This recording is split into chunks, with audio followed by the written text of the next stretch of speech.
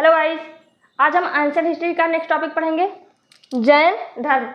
ठीक है, दो धर्म को हमको पढ़ना है, जैन धर्म और बौद्ध धर्म। आज हम जैन धर्म पढ़ेंगे, फिर इसके बाद नेक्स्ट टॉपिक लेके आएंगे बौद्ध धर्म। Let's learn. आइए सीखते हैं जैन धर्म। देखिए, जैन धर्म के संस्थापक एवं प्रथम तीर्थंकर ऋषभ देव थे।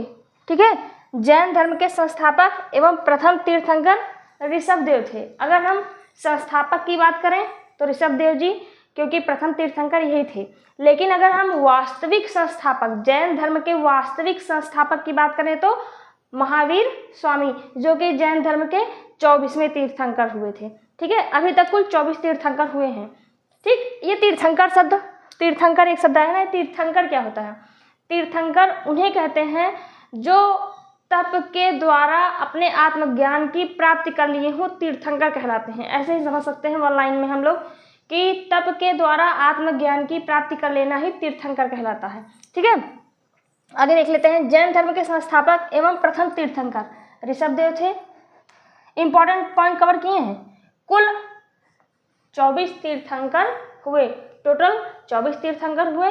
अब 24वां याद है तो बहुत अच्छी बात है, नहीं तो 3 तो हमें याद करने ही करने हैं। ठीक है, पहले तीर्थंकर, 23वें तीर्थंकर और 24वें तीर्थंकर। पहले नंबर के तीर्थंकर, 23वें नंबर के तीर्थंकर और 24वें नंबर के तीर्थंकर। पहले तीर्थंकर थे ऋषभ देव, इनका प्रतीक चिन्ह है सांड। 23वें नंबर के तीर्थंकर है पार्श्वनाथ और इनका प्रतीक चिन्ह है सर्प का फन। और 24वें नंबर के तीर्थंकर हैं महावीर स्वामी, इनका प्रतीक चिन्ह है शेर या सिंह। दोनों एक ही हैं, चाहे शेर ऑप्शन में आ जाए तभी टिक करेंगे, सिंह ऑप्शन में आ जाए तभी टिक करेंगे। ठीक है, 24वें नंबर के तीर्थंकर महावीर स्वामी, इनका प्रतीक चिन्ह है शेर या सिंह। आगे बढ़ते हैं हम लोग। जैन धर्म के वास्तविक संस्थापक और 24वें तीर्थंकर महावीर स्वामी। ठीक है, महावीर स्वामी जी जैन धर्म के वास्तविक संस्थापक एवं तीर्थंकर महावीर स्वामी जी। अगर हम बात करें इनके बचपन का नाम, तो इनके बचपन का नाम वर्धमान था। 26 इनके बचपन का नाम वर्धमान था। इनका जन्म, मतलब महावीर स्वामी जी का जन्म 540 ईसा पूर्व में कुंडग्राम वैशाली में हुआ था। ठीक है, अगर हम बात करें महावीर स्वामी के पिता का नाम तो सिद्धार्थ था। महावीर स्वामी की माता जी का नाम त्रिशला। महावीर स्वामी की पत्नी यशोदा और महावीर स्वामी जी के भाई का नाम नंदीवर्धन। महावीर स्वामी जी की पुत्री का नाम प्रियदर्शनी और इनके दामाद का नाम जमाली था। Don't speak.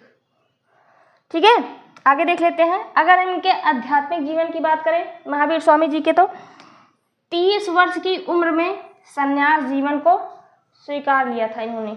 मतलब 30 वर्ष की उम्र में उनकी माता पिता का निधन हो गया था, तो 30 वर्ष की उम्र में ये अपने बड़े भाई नंदी, ये देखो लिखा है ना, इनके भाई का नाम नंदीवर्धन था, तो ये अपने बड़े भाई नंदीवर्धन से आज्ञा लेकर 30 वर्ष की उम्र में सन्यासी जीवन को स्वीकार लिए थे।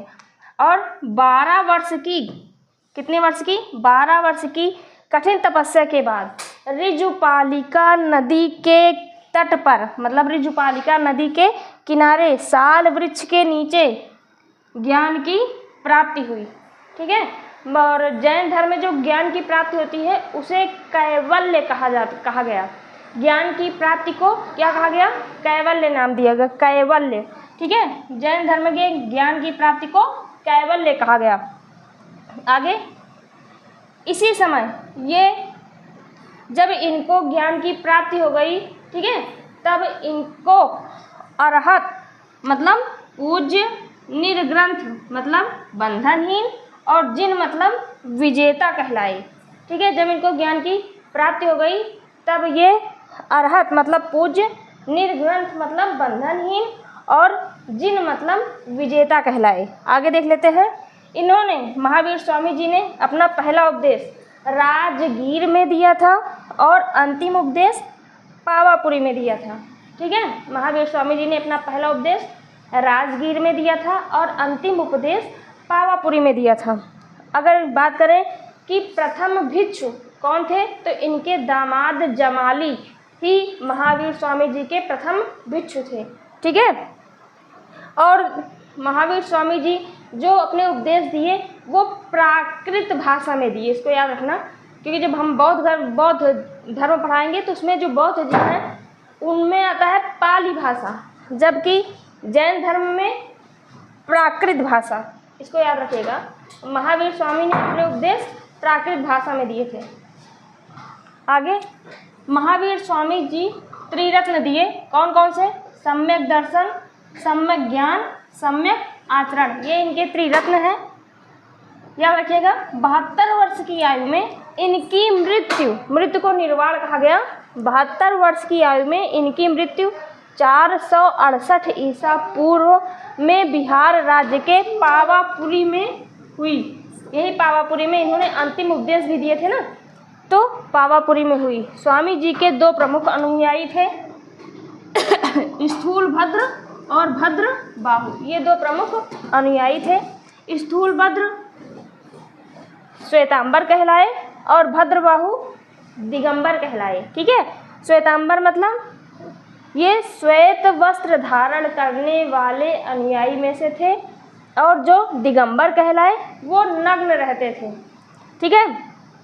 और जैन साहित्य को आगम कहा गया। आगम का अर्थ है सिद्धांत।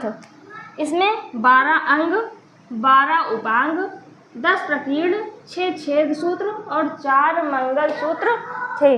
प्रमुख जैन मंदिर, ये इम्पोर्टेंट है, बहुत बार एग्जाम में आ गया है, देख लेते हैं हम।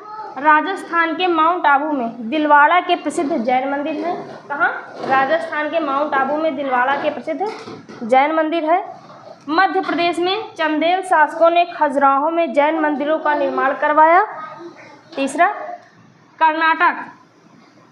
कर्नाटक के चामुंड शासकों ने श्रवण बेलगोला में विशाल बाहुबली की मूर्ति, गोमतेश्वर की मूर्ति का निर्माण कराया। मौर्य काल में मथुरा जैन धर्म का प्रमुख केंद्र था। मथुरा कला का संबंध जैन धर्म से है। आई थिंक आपको समझ में आया होगा। Thanks for watching my video. Please like, share and subscribe my channel.